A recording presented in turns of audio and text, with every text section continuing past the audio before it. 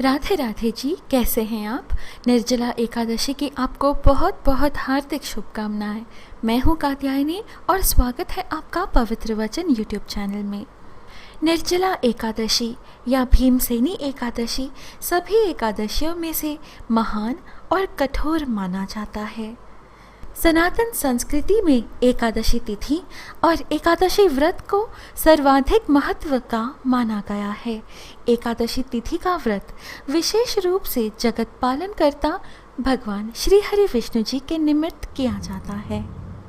यूँ तो सभी एकादशी महत्वपूर्ण होती है, किंतु निर्जल एकादशी का विशेष स्थान है। मान्यता है कि इस एकादशी का व्रत करने से सभी 24 एकादशियों का फल और पुण्य मिल जाता है। यह ज्येष्ठ मास की शुक्ल पक्ष की एकादशी तिथि को पड़ती है।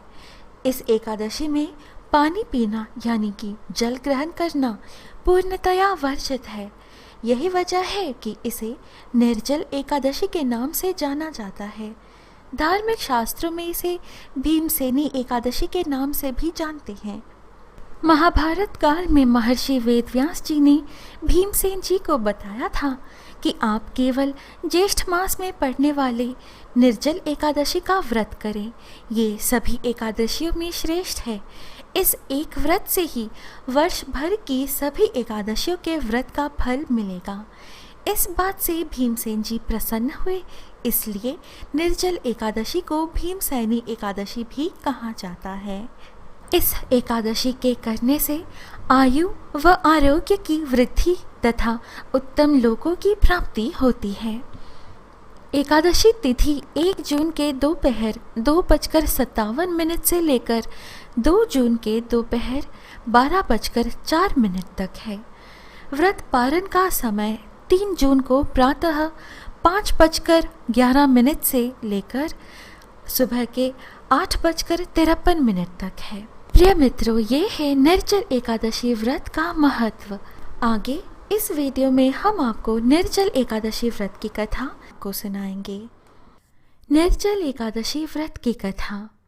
राजा युधिष्ठिर जी ने भगवान श्री कृष्ण जी से कहा, जनार्दन, ज्येष्ठ मास के शुक्ल पक्ष में जो एकादशी पड़ती है, कृपया उसका वर्णन कीजिए। तब भगवान श्री कृष्ण जी ने कहा, हे राजन, इसका वर्णन परम धर्मात्मा सत्यवती नंदन व्यास जी करेंगे, क्योंकि वे ही संपूर्ण शास्त्रों के तत्वज्ञ और वेद वेदांगों के पारंगत विद्वान हैं। तब वेद व्यास जी कहने लगे, कृष्ण पक्ष और शुक्ल पक्ष दोनों पक्षों की एकादशी में अन्न खाना वर्जित है। द्वादशी के दिन स्नान करके पवित्र हो और फूलों से भगवान केशव की पूजा करें। फिर नित्य कर्म समाप्त होने के पश्चात पहले ब्राह्मणों को भोजन देकर अंत में स्वयं भोजन करें। तब भीमसेन जी बोले, महाबुद्धिमान पितामह, मैं आपके सामने सच कहता हूँ, मुझसे एक बार भोजन करके भी व्रत नहीं किया जा सकता, तो फिर उपवास करके मैं कैसे रह सकता हूँ। मेरे उदर में वृक्क नामक अग्नि सदा प्रज्वलित रहती है, अतः जब मैं बहुत अधिक खाता हूँ तभी यह शांत होती है। इसीलिए महामुने, मैं पूरे वर्ष भर में केवल एक ही उपवास कर सकता हूँ, जिससे स्वर्ग की प्राप्ति सुलभ हो तथा जिसके करने से मैं कल्याण का भागी हो सकूँ। ऐसा कोई एक व्रत निश्चय करके बताइए, मैं उसका यथोचित रूप से पालन करूँगा। तब व्यास जी ने कहा, भीम, ज्येष्ठ मास में सूर्य वृष राशि पर हो या मिथुन राशि पर, शुक्ल पक्ष में जो एकादशी हो उसका यत्नपूर्वक निर्जल व्रत करो। केवल कुल्ला या आचमन करने के लिए मुख में जल डाल सकते हो। उसको छोड़कर किसी प्रकार का जल विद्वान पुरुष मुख में ना डालो, अन्यथा व्रत भंग हो जाता है। एकादशी को सूर्योदय से लेकर दूसरे दिन के सूर्योदय तक मनुष्य जल का त्याग करे तो यह व्रत पूर्ण होता है। तदनंतर द्वादशी को प्रभात काल में स्नान करके ब्राह्मणों को विधि पूर्वक जल और सुवर्ण का दान करे। इस प्रकार सब कार्य पूरा करके जितेंद्रिय पुरुष ब्राह्मणों के साथ भोजन करे। वर्ष भर में जितनी एकादशियां होती हैं उन सब का फल निर्जला एकादशी के सेवन से मनुष्य प्राप्त कर लेता है, इसमें तनिक भी संदेह नहीं है। शंख चक्र और गदा धारण करने वाले भगवान केशव जी ने मुझसे कहा था कि यदि मानव सबको छोड़कर एकमात्र मेरी शरण में आ जाए और एकादशी को निराहार रहे तो वह सब पापों से छूट जाता है। एकादशी व्रत करने वाले पुरुष के पास विशालकाय, विकराल आकृति और काले रंग वाले दंड पाशधारी भयंकर यमदूत नहीं जाते। अंतकाल में पीतांबरधारी, सौम्य स्वभाव वाले, हाथ में सुदर्शन धारण करने वाले और मन के समान वेगशाली विष्णुदूत आखिर इस वैष्णव पुरुष को भगवान विष्णु के धाम में ले जाते हैं।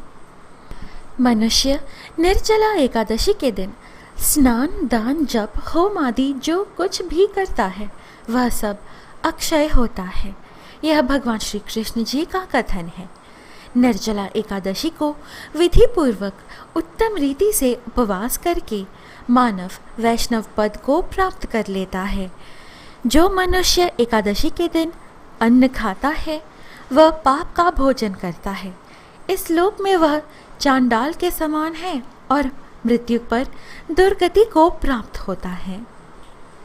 हे कुंती नंदन, निर्जला एकादशी के दिन श्रद्धालु स्त्री पुरुषों के लिए जो विशेष दान और कर्तव्य विहित हैं उन्हें सुनो।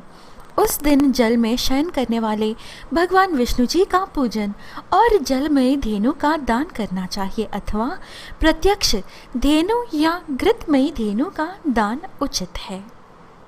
जिन्होंने शम, दम और दान में प्रवृत्त हो श्री हरि विष्णु जी की पूजा और रात्रि में जागरण करते हुए इस निर्जला एकादशी का व्रत किया है, उन्होंने अपने साथ ही बीती हुई 100 पीढ़ियों को और आने वाले 100 पीढ़ियों को भगवान वासुदेव जी के परम धाम में पहुंचा दिया है। निर्जला एकादशी के दिन अन्न, वस्त्र, गौ, जल, शैया, सुंदर आसन, कमंडलु तथा छाता दान करने चाहिए। जो श्रेष्ठ तथा सुपात्र ब्राह्मण को जूता दान करता है वह सोने के विमान पर बैठकर स्वर्गलोक में प्रतिष्ठित होता है।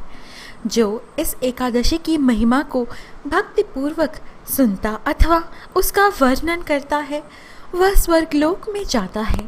पहले दंत धावन करके यह नियम लेना चाहिए कि मैं भगवान केशव की प्रसन्नता के लिए एकादशी को निराहार रहकर आचमन के सिवा दूसरे जल का भी त्याग करूँगा।